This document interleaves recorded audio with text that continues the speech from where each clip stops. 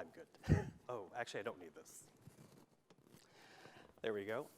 So I'm going to begin with a general question to each of you. And Janice, I'll get you to start us off here, as you and I know each other best through the years. When we say changes in global politics, and how Canada needs to respond to that, what comes to mind first and foremost for you? You know, I'm going to start, Michael, with the obvious, but nevertheless compelling point that great power politics and competition is back with a vengeance. This is not necessarily good news for Canada, but it's news that we have to take on board. The world that we knew even 7 or 8 years ago is gone. And the kind of competition that we are seeing in this competition is accelerating and deepening, is frankly going to be the scaffolding of the architecture that we have to deal with. What makes this particularly interesting is this competition has a new site, and it is a fierce race for leadership in technology that is being developed in the civilian sector, not in the military sector. So that's an inversion of a relationship that we've known for a long time. If you think about the 50s, the 60s, the 70s, DARPA in the Pentagon, which was its Advanced Research Projects Agency, innovated, and out of that came the internet. This relationship is now, in fact, inverted. The innovation is occurring in the civilian sector, and the military is trying to figure out how you procure from the civilian sector. But what does that mean? Almost everything that is going to push growth forward in our economies is also a national security issue. There is now an entangling, an intermeshing of national security and prosperity and economic growth, and we are not going to be able to separate that conversation anymore. So we need to be literate on both sides of that line in the world that we're moving into. Interesting that you talk about technology and how it's driving change globally, because Michael, technology is also a matter that the Tony Blair Institute has addressed. And we're seeing really the world in the midst of this technological revolution, if you will. So do you see this as a driving force as well in geopolitics? So the countries that we work with and the leaders we work with, ultimately what we try to do is we help them get big things done. And overwhelmingly right now, the demand on getting big things done is building the digital infrastructure to enable high quality services to their citizens, growing economic prosperity. And these countries, and these are the ones that we would often want to partner with as Canada and would see as prosperity partners, they're having to make really difficult choices of, do I buy a data center from Huawei or do I buy it from Oracle? And what will that mean in 5 or 10 years based on the decision that I make? And Canada has an opportunity as a friendly, middle power to be part of those conversations and to bring our own national interest to those conversations. And this is very real life implications. So if we look at the conflict in Ukraine, what we've seen is one of the advantages that Ukraine has had and has been able to hold on Russia is a massive influx of commercial technology to help them win their fight and to help them defend their land. And it is like Starlink got the most noise when Elon Musk talked about potentially pulling it out because it is essential to their defense. But it's not just Starlink, it's a whole flood of commercial technology from around the world. Russia is much more reliant on its own digital technology and a little bit Iran. And so one, it is the influx of commercial technology, some of which was not even conceived of 5 years ago, in the fight, combined with the protecting of their national digital infrastructure. These two things are a big part of why Ukraine's been successful, and other countries need to think about that in their defense as well. And as Janice was saying, it's not just civilian technologies leading the way, it's commercial technology that's leading the way. And I don't think that realization has been fully grasped by policymakers yet. Yeah, which I think it's probably fair to say that when you think of changing geopolitics, technology is not the first thing that pops into your mind. But again, in the midst of this revolution, so RJ, when you hear this discussion so far, what pops into your mind? Well, thanks for having me here this morning. It's great to be on this panel and back in Canada. And I was thinking about this, and Janice, your comments. When I went to grad school in Washington in 1995, industrial policy was something that other countries did. You went to the US and you studied what the Japanese, the Germans were doing, and no one was really looking at China in the same way at that time. But of course now it's quite different, and I think it's important for us as Canadians to recognize that not just that there's these huge numbers being thrown around with the Inflation Reduction Act and China's mega investments in digital infrastructure and biotechnology and clean energy and dual-use technologies, but also that for both the US and China, as Janice said, that industrial policy is very linked to national security. And then what I see happening in Canada is we are doing industrial policy, but I'm not sure we found the sort of motivation behind it yet, the sort of national unifying purpose. It's interesting in the US that China and the threat of China, perceived real threat of China, has brought Republicans and Democrats together to support massive industrial policy. Semiconductors, solar panels, batteries, we know all the steps involved. On the Chinese side, they've been doing this for 20 years because they were driven by energy insecurity and fear that the US would use its sea power to limit Chinese access to oil and gas in the Persian Gulf. So that really helped incubate and drive their investments in things like clean energy. So I'm curious for Canada, and thinking about this at Energy Forum dinner last night, what is our version of that? You know, we're not an energy security driven economy. It's part of what we do. We're partnering with the US. We're obviously passionate about action on climate change, and there are things we can do there, but how are we going to anchor this industrial policy the way that others have done? Well, as you consider that question, did anything pop into your mind? Well, look, I think it's no secret that we're going to be tied to the US and what they're doing, and I know that's going to be a big discussion point today of, are we aligned with everything in the US when it comes to China, or just some things and not other things? And I know that's something the current government is looking at. But yes, I think the work that, for example, I've been doing, and many others on critical minerals and battery supply chains, is probably a good example of what could work in other sectors as well, because that's something where we are getting visibility in Washington because we're offering a solution to a perceived problem in the US, which is insecurity and lack of adequate critical minerals to support the electrification of the economy. And without that, and similar countries like Canada, it's going to run through China and other countries that may not be as friendly to the US. Okay. I'm going to hold your thoughts there very quickly. I'm going to jump because I did forget one piece of housekeeping. To tell you, as we have this discussion, you can also get involved. You can get involved by using the SWOGO app. You can pose questions to our panel here this morning, and the top voted questions will actually appear on the screen in front of us. So we'll answer your questions if something pops into your mind that you want to ask of the panel. But Janice, as you heard RJ there talk about, where Canada might fit into this. What do you think? Because I saw you nodding your head very, very enthusiastically. Listen, I'm in violent agreement with Mike and RJ on this, because we're all saying essentially these two agendas are joined. And with one exception here, just for 1 minute, to digress for only 1 minute, it's really interesting the way we describe Chinese industrial policy, because most of us think of it in two ways: as a response to resource deficits, the way you just articulated, RJ, or as part of a very aggressive stance moving forward, which has fueled the threat perception in the United States. There's just a third issue here. Doing this, executing on this, is China's only hope of pushing through that middle income trap because of its terrible demographics. So there is a domestically driven explanation of what is happening in China.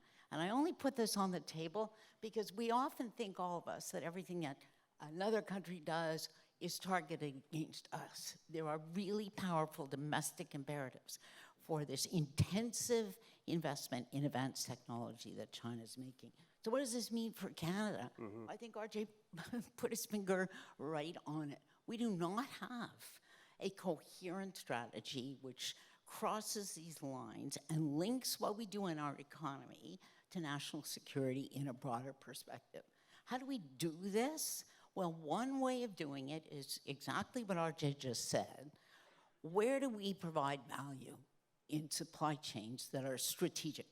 Because there's a set of supply chains that are strategic, which the United States heavily focused on and is reaching out to allies now and asking a question: what's your piece?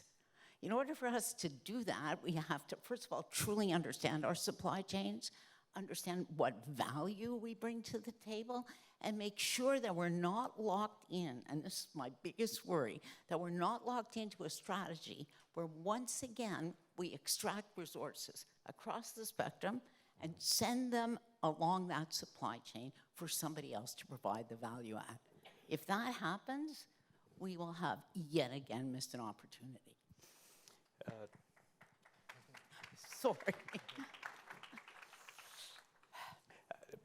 Michael, when you think about where Canada might fit in and where Canada might benefit, hearing what Janice just said? So one, I'm going to give a very conventional answer to the unconventional problem that's been discussed this morning, which is our greatest global advantage is our proximity and our relationship with the United States. Because these, again, the frontier of the technologies that are happening right now that impact geopolitics, impact our economy, disproportionate amount of those are happening in the US. And so one, it just remains a fundamental foreign policy, ought to be nonpartisan priority to have the relationship with the US be effortless. And I know there's more talk that will happen about that later today. So one, just that is a tremendous competitive and comparative advantage that Canada has. The second is, and I've certainly found this as I've traveled a lot the last couple of years, is that Canada needs to be more present in talking about technology and the end uses of technology for potential partners. And so it's, when we think about trade promotion or export promotion, it can tend to feel very conventional, as opposed to talking about solutions and what are the specific things that countries we want to work with would benefit from Canadian technologies to do, or that Canadian innovators should work on because our envoys have told us, actually, there's an opportunity here for Canada. That muscle isn't really there, is the honest truth. Yep. And I think that there's a, I say this in a loving way because I love this country so, so much. And this is, for me, a nonpartisan point. But I do think sometimes Canada, and if you're a Lord of the Rings fan, it can feel like the Shire in the sense that it is worth fighting for. It is so wonderful, but it can sometimes forget how much is going on in the outside world that will impact it and needs to be protected from.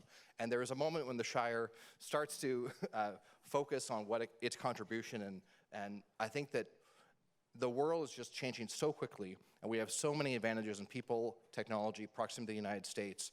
We basically just need to be more proactive. I think that's what I'm saying. Can I add one word to what Michael just said? Because I think, Michael, you just nailed it, frankly. It's for us to continuously ask, what problem are you trying to solve, right? Start from the problem that you're trying to solve. Let me give you one example. We have up and down the Pacific coast, through the Indo-Pacific and into the South Pacific, huge problems with illegal fishing. Huge. China has the largest fishing fleet. It roams very far from its waters. Well, we also happen to have, in the Atlantic provinces in this country, one of the best clusters that is doing really remarkable work on sensors.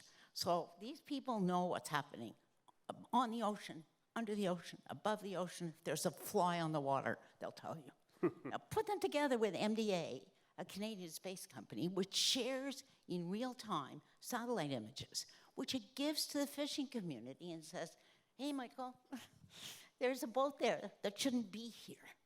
Put those two assets together, we have a solution to a problem that is preoccupying the whole of the Pacific from north to south. Where are we in that conversation?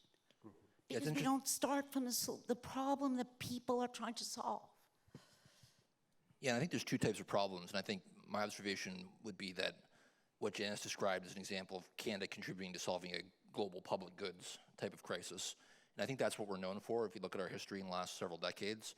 Unfortunately, I feel like the world is heading towards something a little bit more dark, maybe the Mordor side versus the Shire side, in the sense that there's still a demand for those global public goods, but in a world of fragmentation, of great power rivalry, as you mentioned, we're going to be called upon to contribute goods to different alliances, the transatlantic partnership, the relationship with the U.S. that Michael described, and basically have to choose sides on certain issues where there's going to be consequences for going against great powers, Russia, China, whoever else that may be, and how we choose to position on those types of issues where it is a little bit more of that zero-sum dynamic is going to be something that maybe we haven't done as much historically. Okay. Can I ask, if we are the Shire, carrying on your metaphor, why don't we know what's happening in Mordor? What is it about leadership and discussion in this country that we don't view the world in that perspective? Michael. So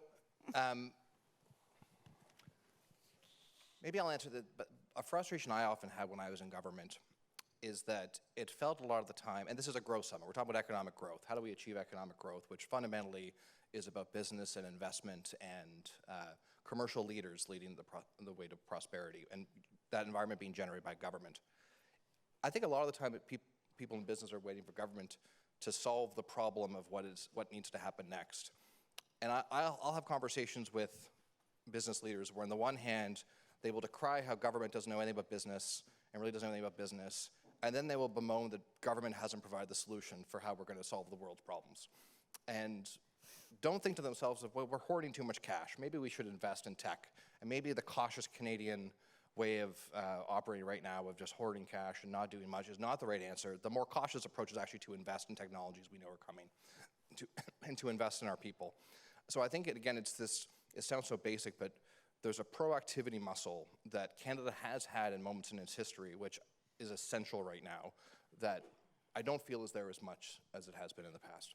Mm-hmm. RJ, would you agree with that? I do. I think Oh, that, okay, go for Janice. I think that's right. And to go beyond that, what do we need in terms of proactivity, Michael?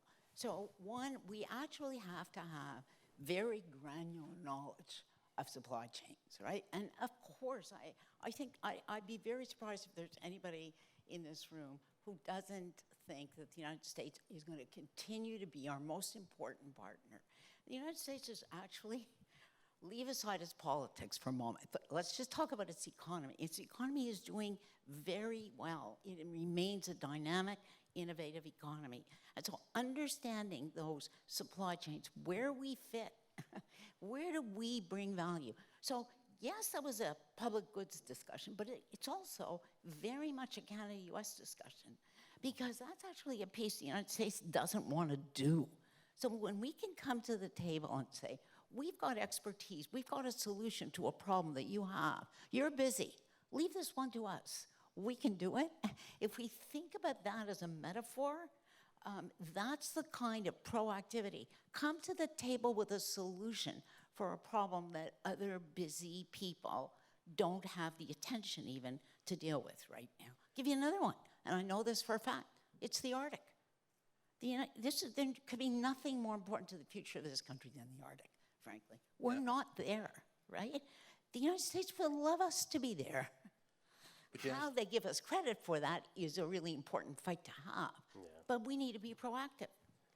Yeah, and I guess those are such fascinating examples, the Arctic and then this potential, Chinese fishing presence in South China Sea. Like, these are now geopolitical hot zones. Right. And there is an environmental public goods layer to this, but there's also, the real possibility you could get into a confrontation with a Chinese fishing trawler or with a Chinese submarine or a Russian submarine in the Arctic. That was always there at one level. Now that level's been elevated. And Mike, you might know better than me, but I'm not sure in this country we're having that debate saying we're used to dealing with these issues as public goods types issues, but now these are kind of like hard power type issues potentially.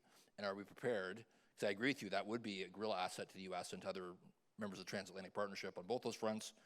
ASEAN countries, that are looking for that support, as you mentioned, in the South China Sea. But the risks of a confrontation are higher, and I'm not sure that debate, at least I'm sure it's happening in Ottawa, but as far as the Canadian public and business sector goes, in my consulting days, the last 3 or 4 years, I think there was a lot of concern for Canadian companies sensing that they, as businesses operating with China or exporting to China, are going to get dragged into these kinds of things more and more. So I agree, it's not on the conversation, but I think a lot more people are having the conversation of should the government of Canada be spending 2% on its military defense budget as opposed to for what? What are we doing? How are we actually making sure we've got the commercial technologies to ensure the security of Canada? And what I actually, and this is a nonpartisan point again as well, because there's nonpartisans who think we should spend 2% and there's nonpartisans who think we shouldn't. I will make the argument that when Canada never committed to it, what Canada said was we would aim to move towards 2%. So it was that we would, so not even do it, not even move towards, it was to aim to move towards. Canada's policy is actually to move towards 2%. That's what it's doing. It's investing tens of billions of dollars in defense right now that it was not before. And that conversation of actually should we ignore what was pledged by the previous government, but instead say, no, let's get to 2%, and the massive tax increases that implies and how bad that would be for growth, and the brutal spending cuts that would imply and how bad that would be for growth, instead of saying, what do we do in the Arctic? How can Canadian companies create the technologies so that we actually can defend our Arctic and amidst global warming and what's going on with the Northwest Passage? That's not the conversation we're having. Okay. I'm going to jump in right now because we have a few questions here already from the audience. I'll begin at the very top then.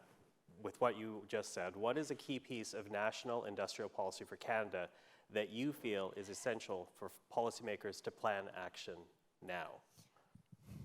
That's a great question because it says a key piece, not the key piece. So that leaves us a fair amount of room here.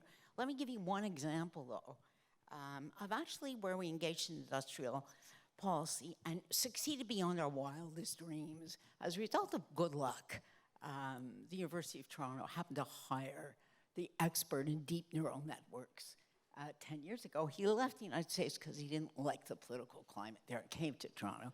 And he and his students have pushed forward the incredible revolution that's happening in AI as we speak that is just racing ahead of us.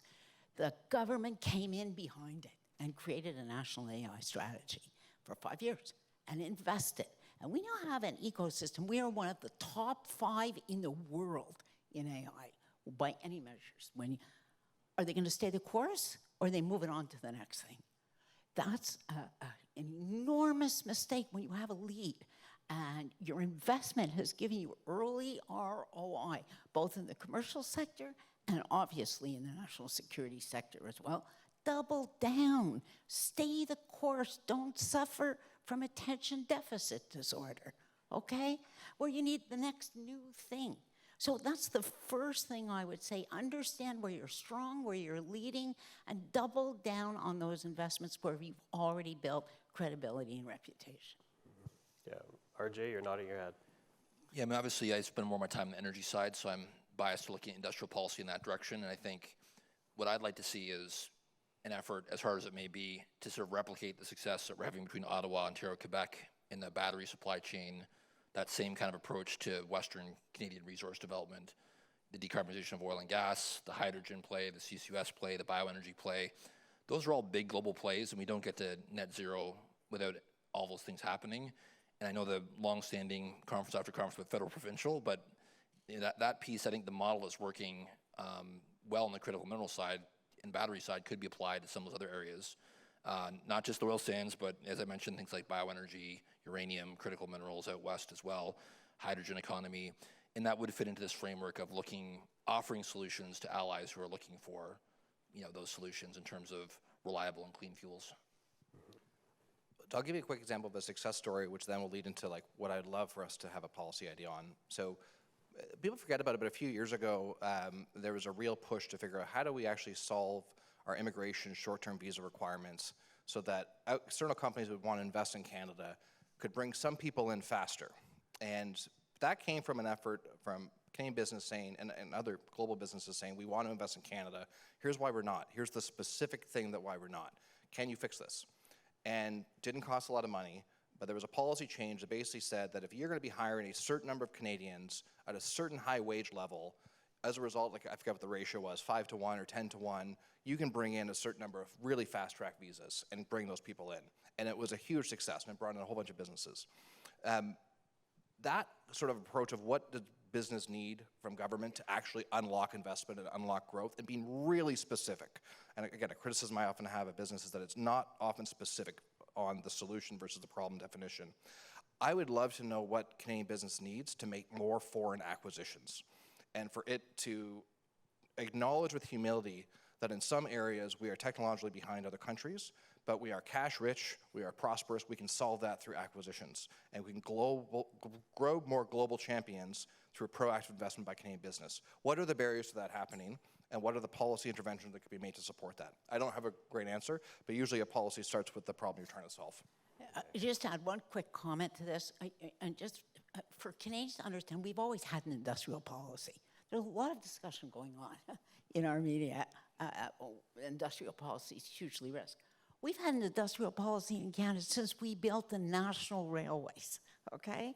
And as we're talking about building a national digital infrastructure of the kind you talked about, of course we need an industrial policy. So the right question, where will we make a difference and what problems do we solve with it? But let's not debate whether we need an industrial policy and government as an investor. We don't have a choice.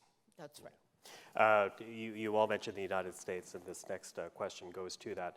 Today, Canadian policy seems designed to integrate and solidify Canada and U.S. supply chains, but is the U.S. going to be a reliable partner in the coming decades? Who wants that one? I don't think it really matters, honestly. Like, let's say they're not reliable. What would we do differently? We'd still be the biggest trading partner. We'd still be the security partner. You know, if we look at our history books and the volatility of social upheaval of the 1960s and 70s, it feels like we're heading that way again. We've got inflation, we've got social unrest, hyper-partisanship. You know, Canada made it through that. It's probably going to be very bumpy. If you read the Erasure Group work, which I know many of you do, that's been highlighted. This 2024 election cycle is going to be difficult and probably will have social upheaval and violence in various places. But Canada has to persevere and you know, continue those relations. I don't think it's going to get to a point where it collapses, but it's something that happens in cycles and that we have to deal with either way.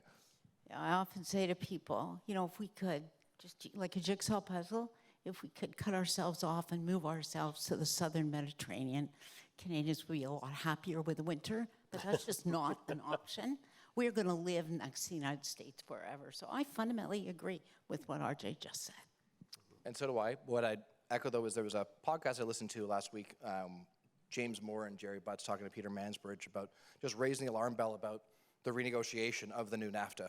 Is just around the corner, and there's the all-hands-on-deck bipartisan effort that was the last negotiation that has to start kicking off. Yeah, that's 25, 26, when the new NAFTA is up for renewal. Yeah. And just imagine what it might look like under different presidents. Okay, can I just ask, though, because you know, we're talking about the opportunities here. Is there any pitfall to tying ourselves too closely to the United States? And I'm going to actually bring in another question here. I'm going to jump one because someone in the audience is asking, as the EU works to chart a more independent path from the United States, are we better to align with Europe or America?